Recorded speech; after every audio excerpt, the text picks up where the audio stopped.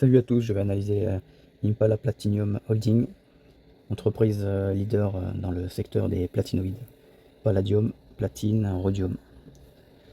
L'entreprise a des parts importantes dans ces trois métaux, ainsi que d'autres métaux également liés à des métaux rares, également comme l'iridium, le ruthérium, un peu d'argent, mais voilà, c'est surtout les platinoïdes, c'est-à-dire les trois premiers, palladium, platine, rhodium, qui font partie de la principale activité d'extraction de d'Impala Platinum, qui est le leader, un des leaders mondiaux. Voilà, il y a, via l'extraction de leurs mines en Afrique, la plupart principalement en Afrique du Sud, avec les mines Impala, Zimplat, Marula, Mimosa, Two Rivers, ainsi qu'au Zimbabwe, et depuis quelques années également au Canada. Voilà, avec l'acquisition de North American Palladium. Voilà, donc les 95% de leurs revenus proviennent de l'extraction et un peu moins de 5% de la vente directe de métaux de base tels que le nickel, cuivre, chrome, cobalt.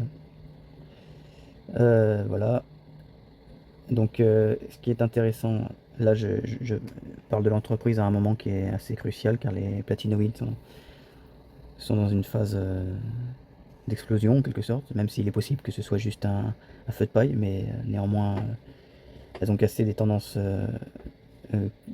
qui étaient installées depuis plusieurs années, donc il y a fort à croire que les platinoïdes sont entrés dans un marché aussi. Ce qui est intéressant avec cette société, c'est qu'elle est euh, un des leaders, un des leaders mondiaux, qu'elle est également sur les trois minéraux positionnés, euh, qu'elle a des performances intéressantes, une gestion plutôt correcte, même si on reviendra dessus un peu plus tard. Voilà, les coûts maîtrisés. C'est une entreprise qui est installée depuis très longtemps, donc c'est une entreprise qui connaît bien les enjeux géopolitiques des miniers, qui a une expérience importante. Les efforts de rationalisation de la main-d'œuvre et de réduction de l'intensité capitalistique donnent un potentiel d'optimisme par rapport à l'action. Même si les cours ayant fortement monté de l'entreprise depuis 2 ans, depuis début 2024, elle a doublé. Néanmoins, par rapport à 2021, elle en est qu'à la moitié. Mais il faut prendre en compte le fait qu'elle a sûrement dilué une partie de ses actions. Mais voilà, elle est sur une tendance haussière depuis 1 an et demi. Et les ratios sont actuellement assez élevés, hein, par le PER, quand même autour de 45. Néanmoins, si les métaux continuent de progresser, selon moi, le platine en particulier, ça c'est que ma conviction personnelle, mais il est possible que le platine voit son cours multiplié par 10 en plusieurs années, hein. Sachant que c'est un métal dont j'ai analysé sur d'autres précédentes vidéos, hein, les enjeux, euh, la rareté, hein, 30 fois plus rare que l'or par exemple, et ainsi que les multiples utilisations industrielles, pas que dans l'automobile. Palladium c'est surtout l'automobile, mais platine c'est également la l'utilisation en tant que catalyseur et dans l'hydrogène par exemple, dans les moteurs à hydrogène, dans la catalyse, dans la pétrochimie également. Il y a vraiment beaucoup d'utilisations. Donc l'entreprise a également des points négatifs, comme je le précisais précédemment, hein, le facteur géopolitique, ainsi que le facteur sécuritaire également. Il y a eu en 2024 par exemple 19 accidents mortels dans l'entreprise.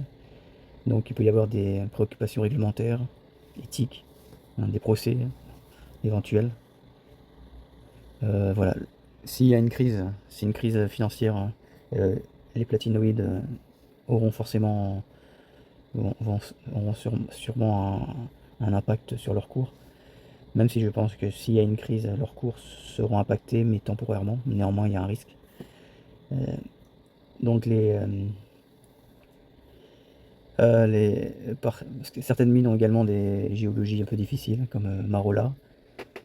Euh, ainsi que le Canada qui a des performances qui déclinent. Néanmoins, voilà, c'est quand même une entreprise qui est un des leaders. Elle est cotée sur, elle est malheureusement pas cotée sur la bourse américaine. Elle est cotée à Londres, voire en Afrique du Sud également. C'est une entreprise sud-africaine. Donc peut-être que son potentiel est un peu limité du fait que ces bourses ne concentrent pas énormément d'investisseurs. Néanmoins, elle a quand même vu son cours multiplié par 2 en un an. C'est-à-dire qu'elle présente un levier par rapport au cours de ces métaux-là, qui n'ont pas doublé, qui ont augmenté de 20 à 30% pour l'instant, depuis un an. Voilà, n'hésitez pas à faire vos retours en commentaire. Je vais analyser d'autres sociétés dans les platinoïdes prochainement.